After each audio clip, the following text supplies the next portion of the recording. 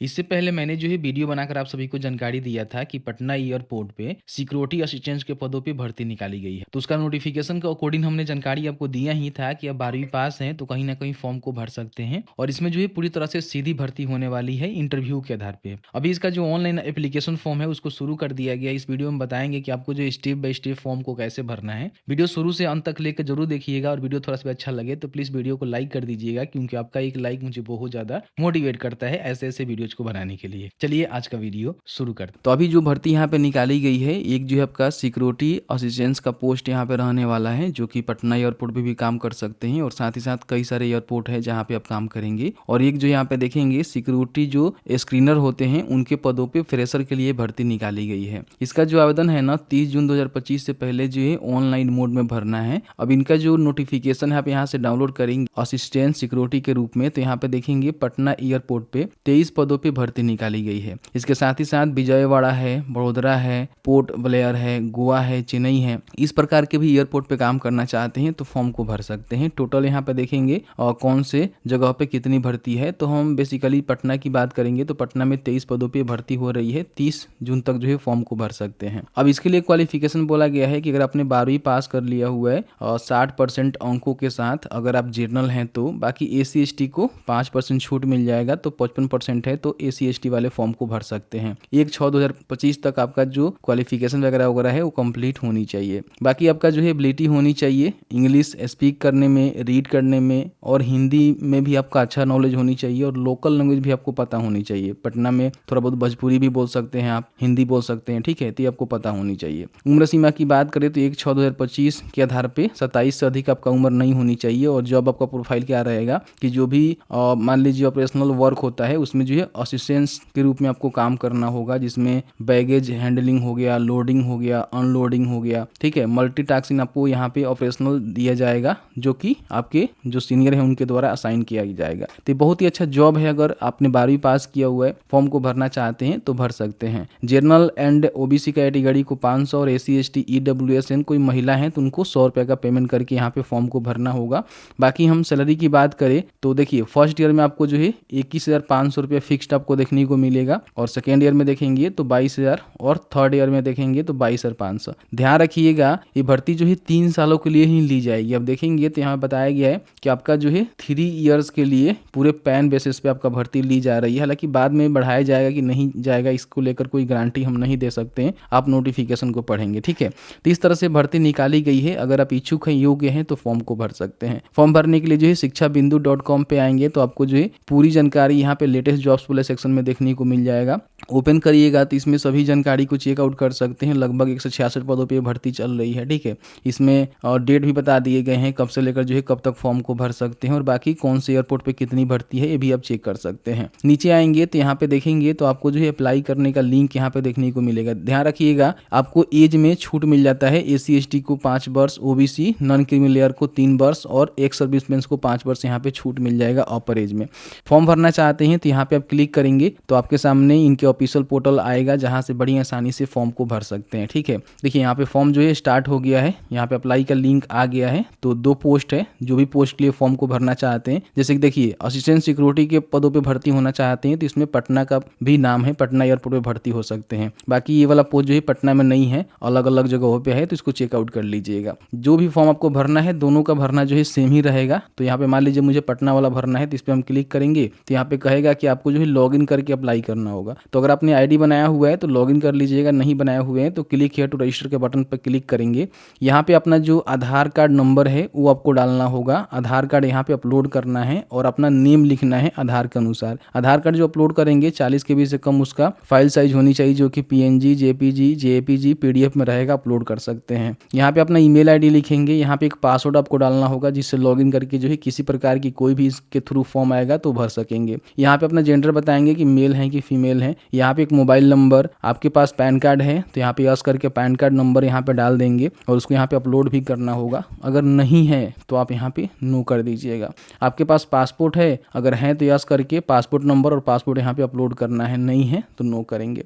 फिर यहाँ पे कैप्चा को फिल करेंगे, ठीक है, और उसके बाद यहाँ पे सबमिट के बटन पे क्लिक करेंगे। तो इस तरह से देखेंगे आपका जो रजिस्ट्रेशन है ना सक्सेसफुल कंप्लीट हो जाता है। और अपने मेल आईडी को आपको चेक करना होता है अकाउंट को वेरीफाई करने के लिए। तो इस तरह से आपको जो है मेल यहाँ पे देखने को मिलेगा। यहाँ पे क्लिक हियर का बटन है जिस पे क्लिक करना होगा। तो इस तरह से आपका जो मेल है ना वो यहाँ पे वेरीफाइड हो जाता है। अब यहाँ पे आपको लॉगिन करना है, तो जो भी अपने ईमेल आईडी दिया हुआ है मेल आईडी को डालेंगे, जो आपने पासवर्ड सेट किया था उस पासवर्ड को यहाँ पे डालेंगे, कैप्चा को फिल करेंगे, लॉगिन के बटन पे क्लिक करेंगे। तो यहाँ पे लॉगिन करने के बाद अप्लाई के बटन पे आपको क्लिक करना है। तो जैसे ही लॉगिन के बटन पे क्लिक करेंगे तो आपको जो है 4 स्टेप में फॉर्म को भरना है। सबसे पहले अपना जो पर्सनल डिटेल्स है उसको फिल करना है, जैसे कि आपका first name, middle name, last name यहाँ पे लिखना है। यहाँ पे फादर का नेम, यहाँ पे मदर का नेम, यहाँ पे अपना जेंडर बताएंगे। आपका डेट ऑफ बर्थ यहाँ पे कैलेंडर के माध्यम से जो है चूज करना पड़ेगा। मोबाइल नंबर आपने दिया हुआ है तो यहाँ पे आपको देखने को मिल जाएगा। कोई अल्टरनेटिव मोबाइल नंबर है तो यहाँ पे दे सकते हैं।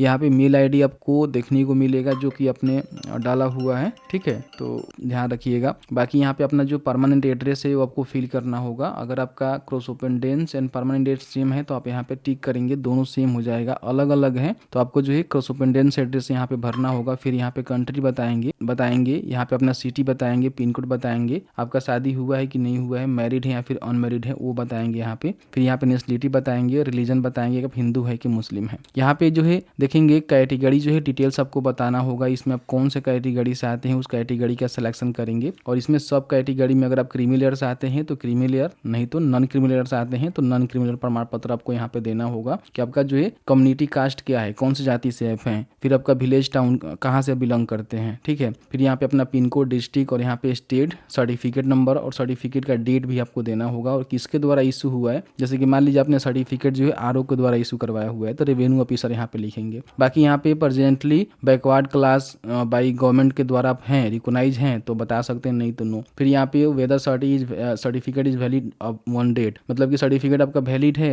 एज वन डेट पर, तो आपको यहाँ पे यस करना है, ठीक है। तो इस तरह से सारी जानकारी भरना है। फिर यहाँ पे अदर डिटेल्स में देखेंगे तो मदर टंग आपको, जैसे कि मातृभाषा क्या है, आपका हाइट कितना है सेंटीमीटर में, आपका वेट कितना है केजी में, यहाँ पे आपका आधार कार्ड नंबर रहेगा, यहाँ पे पैन कार्ड नंबर अगर आपका पास है तो दे सकते हैं, हालांकि मैंडेटरी नहीं है, छोड़ सकते हैं। पासपोर्ट नंबर है तो यहाँ पे दे सकते हैं, नहीं तो इसको भी छोड़ सकते हैं। अगर आप एक सर्विसमैन है तो उसका कोटा यहाँ पे ले सकते हैं, यस करके उसकी जानकारी भरना होगा, नहीं तो नो करेंगे, ठीक है। पुलिस सर्विस डिटेल्स यहाँ पे देना होगा कि पुलिस में आप सर्विस वगैरह अगर दे रहे हैं तो यहाँ पे यस करके बता सकते हैं, उसका जो भी सर्विस डिटेल्स है अपलोड कर सकते हैं, नहीं तो नो करेंगे। Any government, semi government, PSU में आप काम करते हैं तो बता सकते हैं, नहीं तो नो रहने देंगे। आपके अगेंस्ट किसी प्रकार की इलीगेशन या फिर मान लीजिए FIR हुआ है क्रिमिनल केसेस के अकॉर्डिंग तो आप बता सकते हैं, कोई पेंडिंग केसेस है, नहीं है तो नो करेंगे। फिर यहाँ पे देखिए रिलेटिव वर्किंग इन, अगर मान लीजिए आपके जो रिलेटिव हैं अगर इसके साथ जुड़कर जो है काम करते हैं तो यहाँ पे 2 लोगों का जो है जानकारी आपको देना पड़ेगा। जैसे कि मान लीजिए उनका नेम क्या है, उनका पोस्ट क्या है, कंपनी ऑफिस क्या है, रिलेशन क्या है, ठीक है, यहाँ बता सकते हैं। नहीं है तो इसको छोड़ दीजिएगा, ठीक है,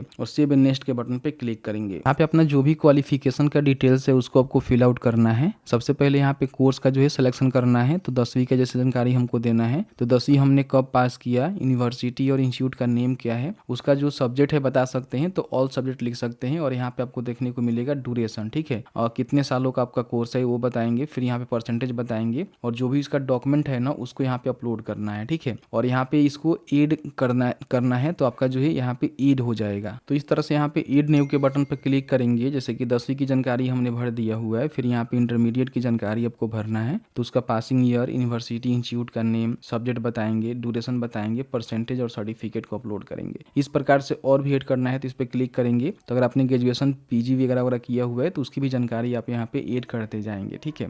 उसके बाद यहाँ पे प्रोफेशनल क्वालिफिकेशन आपके पास कोई है, जैसे कि यहाँ पे मान लीजिए बेसिक ये वाला कोर्स किए हैं, स्क्रीनिंग सर्टिफिकेट आपके पास है, एनसीसी सर्टिफिकेट है, तो आप यहाँ पे दे सकते हैं। अगर आपके पास है तो, नहीं है तो छोड़ दीजिएगा। अगर है तो यहाँ पे इसको बताएंगे कि आपने सर्टिफिकेट को जो है कब गेट किया हुआ है, कौन से डेट से लेकर जो है कौन से डेट पे, और एक से अधिक है तो ऐड कर सकते हैं। यहाँ पे लैंग्वेज जो है कौन कौन से जानते हैं, जैसे कि मान लीजिए इंग्लिश यहाँ पे कंपलसरी है तो इंग्लिश रीड राइट स्पीक आप कर लेते हैं। फिर यहाँ पे दूसरा आप जोड़ेंगे, जैसे कि मान लीजिए हिंदी भी आप बोल लेते हैं तो यहाँ पे इसको भी इस तरह से टिक कर लेंगे, ठीक है। तो अपने हिसाब से यहाँ पे ऐड करेंगे और सेव एंड नेक्स्ट के बटन पे क्लिक करेंगे। अगर आपके पास कोई अनुभव है तो उसकी जानकारी आप यहाँ पे बता सकते हैं, जैसे कि कौन से आपने संस्था में काम किया हुआ है, कौन से पोस्ट पे, जॉब का नेचर क्या है, ज्वाइनिंग डेट क्या है, टोटल आपके पास अनुभव कितना है, ठीक है। और यहाँ पे देखेंगे लास्ट नेट सैलरी आपको कितना मिला और यहाँ पे रिव्यू डेट क्या है वो बता सकते हैं, ठीक है। एक से अधिक है तो यहाँ पे ऐड न्यू के बटन पर क्लिक करके ऐड कर सकते हैं और उसके बाद यहाँ पे सेव एंड नेक्स्ट के बटन पर क्लिक करेंगे। यहाँ पे अगर आपके पास अनुभव नहीं है तो आप यहाँ पे जैसे कि मान लीजिए फॉर्म भरेंगे तो आगे नहीं बढ़ने देगा, तो आप यहाँ पे क्या लिखेंगे, फ्रेशर, ठीक है। आप यहाँ पे फ्रेशर लिख देंगे कि मेरे पास कोई अनुभव नहीं है, तो यहाँ पे हम नेक्स्ट के बटन पर क्लिक करेंगे तो ये नेक्स्ट हो जाता है, देखिए इस तरह से हो जाएगा। अब यहाँ पे अपना जो प्रोफाइल पिक्चर है उसको यहाँ पे अपलोड करना है, यहाँ पे अपना जो सिग्नेचर है उसको अपलोड करना है जो कि 20 KB से कम में जो है जेपीजी में होनी चाहिए। बाकी अगर आपके पास एनसीसी सी लेवल का सर्टिफिकेट वगैरह वगैरह है तो आप यहाँ पे दे सकते हैं। 2 MB से कम इसका जो है PDF में स्कैन कर लीजिएगा, नहीं है तो छोड़ दीजिएगा।